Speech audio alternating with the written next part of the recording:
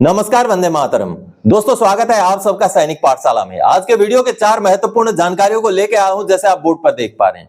दोस्तों, 8वें पे कमीशन में 2006 से पुराने पेंशनर्स को एमएसपी ग्रांट करने को लेकर के एक मुद्दा उठाया गया है। अच्छी शुरुआत है, ये एक अच्छी खबर है। इसके साथ ही साथ दोस्तों, जेसीओज ओआर का भी नुमाइंदा, जेसीओज ओआर का भी रिप्रेजेंटेटिव 8वें पे कमीशन में मेंबर के तौर पर रहे, इस बात की मांग को सीधे सीधे माननीय प्रधानमंत्री जी, रक्षा मंत्री जी और वित्त मंत्री जी के पास भेज दिया गया है। इसके साथ ही साथ दोस्तों, आपको बताऊंगा कि कम्यूटेशन ऑफ पेंशन के ऊपर भारत सरकार का महत्वपूर्ण लेटर 23 जुलाई 2025 को जारी किया गया, जिसमें भारत सरकार के पेंशन मंत्रालय ने यह एक्सेप्ट किया है कि कम्यूटेशन की अवधि को कम करने का काम भारत सरकार ही करेगी। जी हाँ दोस्तों, आगे लेटर भी दिखाऊंगा और आपको समझाऊंगा। और साथ ही साथ एमएसपी को लेकर के एक महत्वपूर्ण जानकारी। हो सकता है आपको 16 साल में हवलदार का एमएसपी मिल गया हो, 24 साल में नायब सूबेदार का एमएसपी मिल गया हो, लेकिन आपका इनिशियल एमएसपी यानी कि नायक का एमएसपी आपको ना मिला हो। आगे लेटर दिखा के समझाऊंगा कि कैसे इस तरीके के केसेस में भी पेंशनर्स को पीएओआर की तरफ से एरियर का भुगतान होता है। तो चलिए दोस्तों, इन्हीं विषयों को लेकर आगे बढ़ेंगे।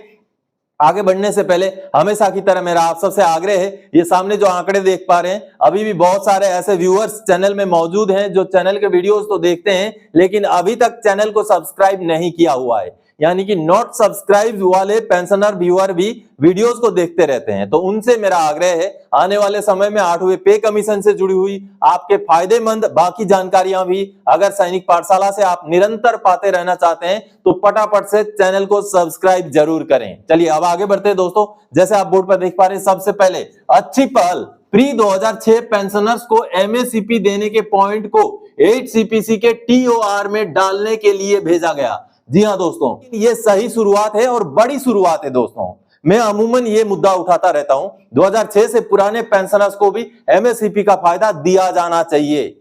अब आफवा यानी कि all Assam federation of veteran association की तरफ से इस पॉइंट को 8वें पे कमीशन में सम्मिलित करने को लेकर के मुद्दा भेजा गया है। ये सामने जो आप लेटर देख पा रहे हैं दोस्तों, ये letter all Assam federation of veteran association की तरफ से भेजा गया है और भेजा गया है द प्रेसिडेंट एफवीए को, यानी कि फेडरेशन ऑफ वेटरन एसोसिएशन के जो केंद्रीय अध्यक्ष हैं उनको भेजा गया है। और इसका सब्जेक्ट है point for inclusion in 8 CPC, यानी कि 8वें पे कमीशन में पॉइंट को सम्मिलित करने को लेकर के ये लेटर है। इसमें 2 नंबर वाला पैराग्राफ में आप देख पा रहे हैं, MSP benefits to pre 2006 retirees also may please be projected, यानी कि 2006 से पहले के रिटायरीज को एमएसपी देने के मुद्दे को भी 8वें पे कमीशन में प्रोजेक्ट किया जाए। ये रिक्वेस्ट मैंने ही की थी आपवा से, ये रिक्वेस्ट मैंने एफवीए से भी की थी जब इनका मीटिंग हुआ था। तो अब इस पॉइंट को भेजा गया है जो एक काबिले तारीफ है दोस्तों, क्योंकि आप सबको पता है 2006 से पुराने पेंशनर्स को एमएसपी ना होने की वजह से उनको पेंशन में घाटा हो रहा है। तो अगर ये पॉइंट टीओआर में सम्मिलित होता है, खुदा ना खास्ता, और इसका फायदा अगर पे कमीशन 2006 से पहले के रिटायरीज को भी अगर देती है 8वें पे कमीशन में, तो किस तरीके से फायदा होगा, छोटा सा मैं एग्जांपल आपको समझाना चाहता हूं। देखिए फायदा कैसे होगा। एग्जांपल के तौर पर मैंने सिपाही का पेंशन यहां लिया हुआ है। सिपाही, एक सिपाही जो 2006 से पहले के रिटायरी हैं, उनको 17 साल के सिपाही को बेसिक पेंशन मिलता है 20,463 रुपए, जबकि 2006 के बाद में जितने सिपाही 17 साल वाले हैं उनको अगर एमएसपी नायक मिला है तो 21,488 मिलता है, और अगर उनको एमएसपी हवलदार मिला हुआ है तो 22,476 रुपए मिलता है दोस्तों बेसिक पेंशन। ये देखिए एमएसपी का फर्क, कितना फर्क होता है। तो यही चीज अगर 8वें पे कमीशन में हम कन्वर्ट करें तो पेंशन में कितना डिफरेंस हो जाएगा वो समझाना चाहूंगा। इनको जिनको एमएसपी नहीं मिल रहा है 17 साल के सिपाही, उनका पेंशन हो जाएगा 39,299 रुपए। एक्सपेक्टेड आंकड़ा, इसमें मैंने फिटमेंट फैक्टर 1.92 लिया है दोस्तों। अगर 1.92 का फिटमेंट फैक्टर हो तो इतना हो जाएगा बगैर एमएसपी के, और एमएसपी नायक के हिसाब से हो जाएगा 41,257, एमएसपी हवलदार के हिसाब से हो जाएगा 43,154 रुपए। तो डिफरेंस देखिए कितना डिफरेंस है। तो क्यों जरूरी है एमएसपी 2006 से पहले के पेंशनर्स को, आपने देखा अभी इसी हिसाब से फैमिली पेंशन और ordinary family pension normal rate में इतना इतना रहने वाला है। तो जिसका पेंशन 8वें पे कमीशन में 39,299 रुपए हो सकता है, उनका पेंशन ये पॉइंट कंसिडर कर लिया जाए तो हो जाएगा 43,154 रुपए। 8वें पे कमीशन में मैंने फिटमेंट फैक्टर 1.92 के हिसाब से आपको समझाया है।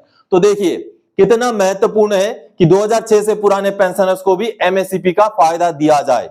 तो एफबीए के इस कदम को हम स्वागत करते हैं और एफबीए जो भी पॉइंट्स भेजेगा पे कमीशन में सम्मिलित कराने के लिए, उन पॉइंट्स में इस पॉइंट को भी सम्मिलित करेगा, ये हमारा आग्रह है और हम आशा करते हैं। चलिए अब आगे बढ़ते हैं अगली जानकारी की ओर। कम्यूटेशन 15 से 12 साल करने पर आया भारत सरकार का जवाब, माना कि इस पर सरकार काम करेगी। जी हां दोस्तों, भारत सरकार की तरफ से 23 जुलाई 2025 को एक लेटर जारी किया गया दोस्तों। इसके ऊपर एक लेटर, बहुत पहले का लेटर है जो वायरल हो रहा है।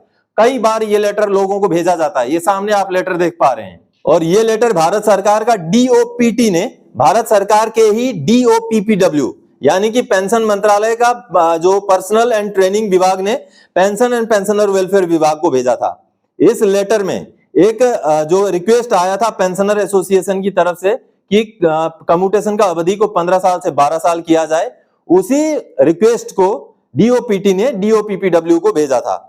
और इस लेटर को लेकर बहुत जगहों पर बहुत बातें होती हैं कि इस लेटर को लगा के भेजिए आपका कम्यूटेशन कम हो जाएगा, ऐसा कुछ भी नहीं था। ये केवल एक रिप्रेजेंटेशन था जिसको डीओपीटी ने डीओपीपीडब्ल्यू को भेज दिया था। और ये आज की बात नहीं है, 2024 की बात है दोस्तों। लेकिन अब इस लेटर के ऊपर, डीओपीटी के इस लेटर के ऊपर डीओपीपीडब्ल्यू यानी कि पेंशन मंत्रालय के पेंशन एंड पेंशनर वेलफेयर विभाग ने एक क्लैरिफिकेशन जारी किया है 23 जुलाई 2025 को, बेहद महत्वपूर्ण है, जिसमें पेंशन एंड पेंशनर वेलफेयर ने ये माना है, ये एक्सेप्ट किया है कि भारत सरकार ही कम्यूटेशन की अवधि को कम करेगी, जो कि एक शुभ संकेत मानता हूं मैं।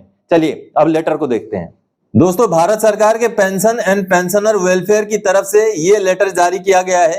ये 23 जुलाई 2025 का लेटर है। आपने जो थोड़ी देर पहले डीओपीटी का जो लेटर देखा, जिस लेटर में एक कम्यूटेशन की अवधि को 15 साल से 12 साल करने वाला जो रिक्वेस्ट है उसको डीओपीपीडब्ल्यू को भेजा गया था, यानी कि पेंशन मंत्रालय का डीओपीटी विभाग ने डीओपीपीडब्ल्यू विभाग को भेजा था। और उसी के ऊपर क्लैरिफिकेशन जारी करते हुए डीओपीपीडब्ल्यू ने यह लेटर जारी किया है। 23 जुलाई 2025 का लेटर है, आप देख पा रहे हैं। Reduction of pension commuted period, यानी कि पेंशन का जो कम्यूटेशन का पीरियड है उसको 15 साल से 12 साल किए जाने के ऊपर यह मुद्दा है। और सबसे पहले तो इसमें बताया गया पेंशन रूल का, यहाँ पर रेफरेंस दिया गया, पेंशन रूल को समझाया गया। उसके बाद यह कहा गया कि पेंशन कम्यूटेशन का अवधि जो 15 साल किया गया है वो किस बेस पर किया गया। माननीय सुप्रीम कोर्ट का एक जजमेंट 1986 का है, उसी जजमेंट के बेस पर जो कम्यूटेशन का अवधि को 15 साल किया गया था, ये यहाँ पर जानकारी दी गई है। लेकिन ये बहुत दुखद है कि 1986 का एक ऐसा जजमेंट जो आज लगभग 40 साल हो चुका है, 40 साल पहले का जजमेंट, उस समय में इंटरेस्ट रेट क्या था उसको ध्यान में रखते हुए माननीय सुप्रीम कोर्ट ने जजमेंट दिया होगा और उसी के बेस पर 15 साल फिक्स किया गया होगा। लेकिन उसके बाद अभी सिनारियो बदल चुके हैं, इंटरेस्ट रेट बदल चुका है। इन्हीं बातों को पॉइंट बना करके कोर्ट में केस किया गया था। और अभी देखिए इसके ऊपर बीच में दिल्ली हाईकोर्ट में भी एक केस हुआ था और ये केस आईपीएस ऑफिसर्स एसोसिएशन ने किया था दोस्तों। और ये केस भी जो है हार गए थे, ये केस भी आईपीएस एसोसिएशन वाले हार गए थे और कम्यूटेशन का अवधि 15 साल का ज्यों का त्यों चल रहा था। अब इसी बीच पर यहाँ पर पे कमीशन के बारे में भी अब रेफरेंस दिया गया है कि ऐसा कोई भी जो डिसीजन है वो पे कमीशन ले सकता है, ऐसा माननीय दिल्ली हाईकोर्ट ने भी कहा है आईपीएस एसोसिएशन के केस पर। लेकिन अभी उसके बाद जो है और एक बार माननीय सुप्रीम कोर्ट में केस चला, जो केस 2015 का था। ये देखिए 2015 का केस था और इसमें भी कोई खास फैसला नहीं आया। वही फैसला आया कि कम्यूटेशन का अवधि 15 साल ही चलता रहेगा। लेकिन माननीय Punjab high court, Punjab and Haryana high court ने बीच में 15 साल के बजाय 12 साल करते हुए इंटरिम रिलीफ भी दे दिया था कि रिकवरी बंद करो, 12 साल से ऊपर जिनका भी रिकवरी हो रहा है। लेकिन उस केस में भी बाद में उस इंटरिम आदेश को रद्द कर दिया गया और रिकवरी कंटिन्यू रहा। ये सारी कहानी ऊपर लिखी हुई है। लेकिन भारत सरकार का अभी का रुख क्या है, ये थोड़ा सा एक शुभ संकेत है दोस्तों, क्योंकि अब देखिए यहां पर जो भारत सरकार ने अंतिम में कहा है, in view of the above judgements oblique orders of honourable supreme court, it has been settled that the matter regarding restoration period of commuted pension to be decided by the government। यानी कि ऊपर के सारे judgement, सारे orders माननीय supreme court के, माननीय high कोर्टों के देखते हुए ये क्लियर हो जाता है कि भारत सरकार ही डिसाइड करेगी कि कम्यूटेशन का पीरियड को कम करना है या ज्यादा करना है या जैसा था वैसा करना है, वो चीज यहां पर लिखा गया है। और अगले लाइन में ये महत्वपूर्ण है, accordingly the restoration period of commuted pension to be decided by the government, यानी कि इसी हिसाब से भारत सरकार इसके ऊपर डिसीजन लेगी, डिसाइड करेगी। ये भारत सरकार ने जानकारी दी है। कहीं ना कहीं या तो 8वें पे कमीशन में या उससे आगे पीछे भारत सरकार कम्यूटेशन का अवधि को 15 साल से 12 साल करने को लेकर जरूर विचार करेगी, क्योंकि कम्यूटेशन का अवधि 15 साल किया गया था 1986 के एक जजमेंट के बेस पर माननीय सुप्रीम कोर्ट के। उस समय में हालात अलग थे, इंटरेस्ट रेट अलग थे, आज के हालात अलग हैं। तो कहीं ना कहीं ये बेहद महत्वपूर्ण मुद्दा है और इसको कंसिडर किया जाना भी बहुत जरूरी है। चलिए अब आगे बढ़ते हैं अगली जानकारी की ओर। प्रधानमंत्री, रक्षा मंत्री और फाइनेंस मिनिस्टर से मांग की गई है 8 सीपीसी में जेसीओ जवान का न्याय सुनिश्चित करने के लिए एक मेंबर हो। जबरदस्त मांग है। जी हां दोस्तों, voice of x services society की तरफ से लेटर भेजा गया सीधे सीधे माननीय प्रधानमंत्री जी, रक्षा मंत्री जी और वित्त मंत्री जी को, जिसपे यह मांग की गई है कि जवानों और जेसीओ का न्याय अगर 8वें पे कमीशन में सुनिश्चित करना है तो उनकी तरफ से भी पॉइंट्स एक्सेप्ट किए जाएं, उनके भी मेंबर्स या कोई एक ऐसा अपॉइंटमेंट हो जो उनकी सुनवाई कर सके, उनके पॉइंट्स को पे कमीशन के सामने रख सके। महत्वपूर्ण लेटर है। चलिए लेटर देखते हैं। दोस्तों, voice of ex serviceman society की तरफ से 29 जुलाई 2025 को माननीय प्रधानमंत्री जी, माननीय रक्षा मंत्री जी और माननीय वित्त मंत्री जी को सीधे सीधे 8वें पे कमीशन को लेकर के लेटर लिखा गया है। इस लेटर में सबसे पहले तो जो 8वां पे कमीशन गठन में देरी हो रही है उसके बारे में बताया गया है। उसके बाद पिछले पे कमीशनों में किस तरीके से जेसीओज और जवानों का घाटा हुआ है, उनके साथ नाइंसाफी हुई है, वो सारी चीजें बताई गई हैं। और साथ ही साथ 8वें पे कमीशन के लिए क्या डिमांड रखा गया है वो बताता हूं। ये देखिए, hence the following are requested, यानी कि नीचे दिए गए रिक्वेस्टों को एक्सेप्ट किया जाए। क्या कहा गया है? Kindly consider ex serviceman of जेसीओज, NCOs, OR categories as stakeholders and recommendations submitted by the category may please be taken into account, यानी कि जो जेसीओ, जवान और एनसीओज हैं उनको भी स्टेक होल्डर माना जाए और उनकी तरफ से जो पॉइंट मिलते हैं उनको रिकमेंडेशन के लिए सम्मिलित किया जाए। ये मांग, पहला मांग।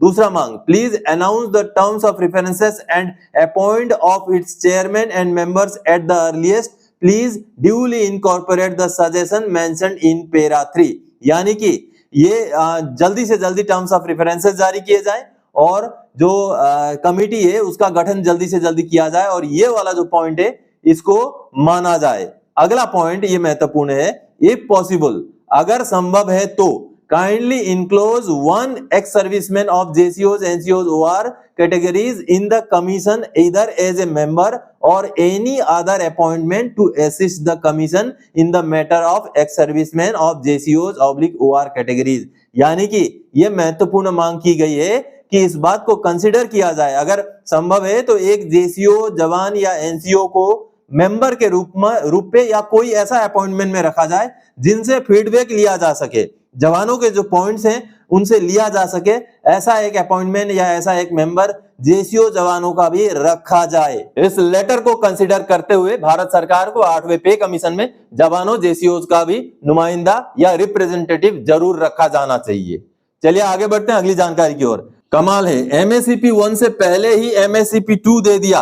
पीएओआर ने अब मानी गलती, लेटर भेजा, अगस्त 2025 में देंगे आपको एरियर। जी हां दोस्तों, एमएससीपी हो सकता है आपको मिल चुका है, आपको 16 साल में हवलदार का मिल गया है या आपको 24 साल में नायब सूबेदार का मिल गया है, लेकिन अगर आपको उससे पहले का भी एमएससीपी लागू था और नहीं मिला है तो उसका भी एरियर आपको पीएओआर से मिल सकता है। ऐसा ही एक वाकया है। चलिए लेटर दिखाता हूं।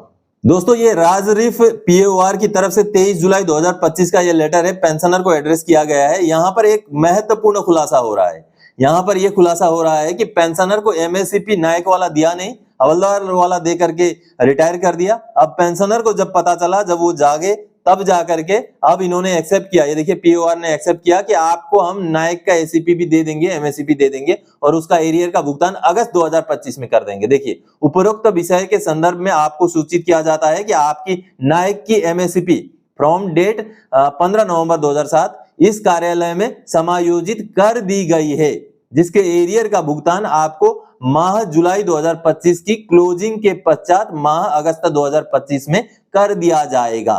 साथ में आपको यह भी सूचित किया जाता है कि आपकी हवलदार की MSEPS माह जुलाई 2016 में ही समायोजित कर दी गई थी, जिसका भुगतान जुलाई 2016 में ही कर दिया गया। यानी कि हवलदार वाला MSEP तो सर्विस में रहते दौरान ही दे दिया, लेकिन नायक का MSEP इनको नहीं दिया था।